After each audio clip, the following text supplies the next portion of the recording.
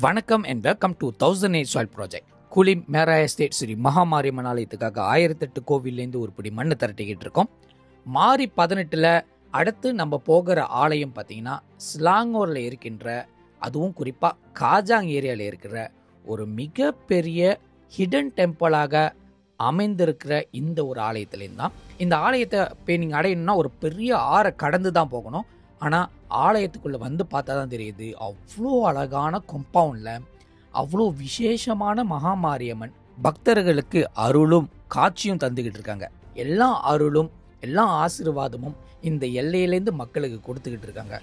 நான் வரும்போது இந்த ஆலயத்துக்கு வந்து விமான ஸ்தாபம் பண்ணியிருக்காங்க. அதாவது மேலுக்கு இருக்கிற கோபுரத்தில் வந்து நிறைய ரிப்பேர்ஸ் இருக்குது. அது மட்டும்தான், அம்பாவை வந்து பாலஸ்தாபனம் பண்ண கிடையாது.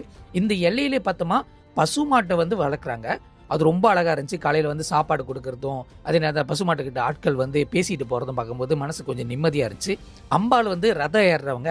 இந்த கோயிலுக்கு வந்த வரலாறே வேற மாரி வரலாறு தான். அதுக்கு முன்னாடி 997வது ஆலயமாக ஸ்ரீ மகாமாரியம்மன் ஆலயம் வெஸ்ட் கண்ட்ரி காஜாங் ஸ்லாங்கூரில் தான் நான் எடுக்க போகிற அடுத்த மாரி 18ஓட மண்ணு. மாரி 18ஓட லிஸ்ட்டை எடுக்க போகும்போது ஸ்லாங்கூரில் குறிப்பாக ஒரு 4 ஆலயத்துலேருந்து எடுக்கணும்னு சொல்லிட்டு ஒரு எண்ணம் இருந்துச்சு. 4 ஆலயத்துக்கும் பை கால் மூலியமாக ரீச் அவுட் பண்ணி பார்த்தேன். கூகுளில் இருக்கிறது அப்போ தான் தெரிஞ்சு, நிறைய கோவில் வந்து நிர்வாகம் மாறும்போது ஃபோன் நம்பரை மாற்ற மாட்டுறாங்க. சில பேர் வந்து கோவிலோட பேர் வந்து வேற மாதிரி இருக்கும், கூகுளில் வந்து வேற பேர் ரிஜிஸ்டர் பண்ணியிருப்பாங்க. இதையும் கருத மாட்டுறாங்க. ஸோ இதெல்லாம் மாற்றி அமைக்க வேண்டியது இருக்குது. அப்போ தான் கரெக்டான பேர் கரெக்டான லொக்கேஷனில் வந்து சேரும். அப்படி இருக்கும்போது எப்படியாச்சும் ஸ்லாங்கூரில் மண் வந்துடும் நினச்சிட்டுமோ, அதே ராத்திரியில் ஒரு தம்பி கால் பண்ணிட்டு, காஜாங்கில் வந்து ஒரு கோவில் இருக்குது, அந்த கோயிலில் வந்து மண் எடுக்கிறீங்களா, நாங்கள் அனுமதி தரோம் அப்படின்னு சொல்லியிருந்தாரு. ஸோ கோவில் பேர் விசாரிக்கும் போது கோவில் வந்து திருப்பணியில் இருந்தால் நம்ம எடுக்க மாட்டோம், அம்பாள் வந்து ஸ்தாபனத்தை விட்டு வெளியாயிட்டாங்கன்னா நம்ம அந்த மாரி 18க்கு எடுக்க மாட்டோம்னு சொல்லியிருந்தோம். அப்போ பார்த்தா அம்பாள் வந்து இன்னமும் அறையில் இருக்காங்க. ஆனால் மேலுக்கு இருக்கிற கோயில், அதாவது விமானத்தில் தான் வந்து கொஞ்சம் ரிப்பேர் வேலை இருக்குது, பெயிண்டிங் வேலை இருக்குது அப்படி சொல்லியிருந்தாரு. ஸோ அப்போனா எடுக்கலாம்னு சொல்லிட்டு அவர்கிட்ட அனுமதி கேட்டுட்டு கோவிலோட அனுமதி எடுத்துகிட்டு வந்தேன். வந்த பிறகு தான் பார்த்தேன், இங்கே பழமையான சிலைகள் நிறையா இருக்குது. முதல்ல கூட பார்த்துருப்பீங்க, ரெட்ட முனீஸ்வரர் இருந்தாங்க. இவங்க வந்து ஆதி காலத்திலே இங்கே உள்ளவங்களாம். சிலையை மாற்றாமலே அதே சிலையை வச்சுருக்காங்க. சில சிலைகள் வந்து புதுப்பிச்சிருக்காங்க. இப்போ நம்ம பார்த்துக்கிட்டு இருக்க அம்பாள் தான் வந்து இந்த எல்லையில் இருக்கிற தாய் கோவிலோட அம்பாள். மகாராணி மாரி இந்த எல்லையில் இருக்காங்க. பார்க்கவே ரொம்ப விசேஷமாக இருந்துச்சு. கோவிலும் 100 வருஷத்துக்கு மேற்பட்ட ஒரு ஆலயம்தான்.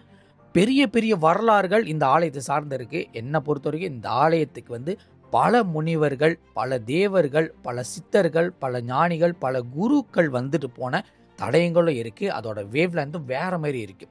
ஏன்னா அங்கே இருக்கிற வைப்ரேஷன் வந்து அங்கே உட்காந்து தியானம் பண்ணுறவங்களுக்கு மட்டும்தான் அது புரியும். இந்த வேலையில் டெம்பிள் மேனேஜ்மெண்ட்டுக்கு நான் நன்றிகளை தெரிவிச்சுக்கிறேன், நம்மளுக்கு ஒரு பொடி மண்ணை கொடுத்ததுக்கு. அவங்களோட ஸ்தல விருட்சம் மரம் ஒன்று ரொம்ப அழகாக வச்சு ப்ரிசர்வ் பண்ணிகிட்டு இருக்காங்க. அந்த இடத்துல தான் எனக்கு ஒரு பொடி மண்ணை கொடுத்துருந்தாங்க. அம்பாளுக்கு சீர் கொடுக்கறதுக்கும் வாய்ப்பு கிடச்சி.